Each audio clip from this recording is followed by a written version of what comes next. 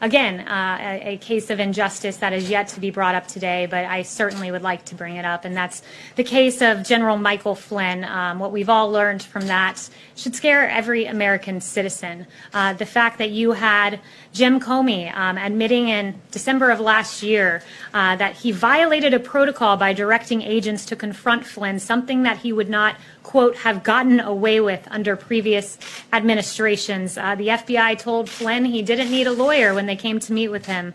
McCabe told FBI agents that he didn't think Flynn was lying. And then all of that information we've learned over the last few months and years culminates in the fact that we have a handwritten FBI note that says, quote, we need to get Flynn to lie, quote, and get him fired. There was an unfair target on the back of General Michael Flynn. It should concern every American anytime there's a partisan pursuit of an individual, and that's certainly, at least those questions are raised with regard to General Michael Flynn, an honorable man who served his country. John. Yeah, Kelly, on that, when the president fired Michael Flynn, he said he was doing so because he had lied to the vice president and he had lied to the FBI.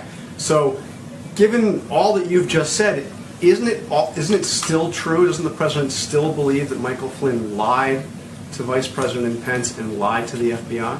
Well, first, let me address that. Vice President Pence is on the record about this. He said he's inclined to believe that Flynn did not intentionally mislead him. And I guess I would turn the question on you and just ask, does it trouble you that the FBI said we got to get Flynn to lie? Doesn't that trouble you as a journalist? And not only that, as an American citizen? Well, it's certainly something worth reporting. It's not my job to say whether or not it's troubling. But the bottom line is the president said point blank that Flynn lied to the FBI and to the vice president. And I'm just asking a very direct question. Does he still believe that Michael Flynn lied to the FBI and lied to the vice president? And again, I'd point you to the vice president's statement that he's inclined to believe that Flynn did not intentionally mislead him. And I'm asking back that all of you in your coverage endeavor to report what is a very scary story when the FBI is saying, let us get someone to lie. I've seen very scant coverage of that. It's a story worth reporting and a story that I hope the American people, if you haven't heard it yet, are getting to hear for the very first time. Let's ask you about something the president said moments ago in an interview. He said that Tara Reade is, quote, far more compelling than anything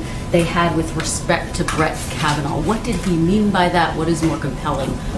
You know, that's the president's assessment, so I would point you back to his words. I think it was a grave miscarriage of justice, what happened with Justice Brett Kavanaugh. There's no need for me to bring up some of the salacious, awful, and verifiably false allegations that were made against Justice Kavanaugh. That was an embarrassment for the Democrat Party to have dragged the name of a very respectable man through the mud like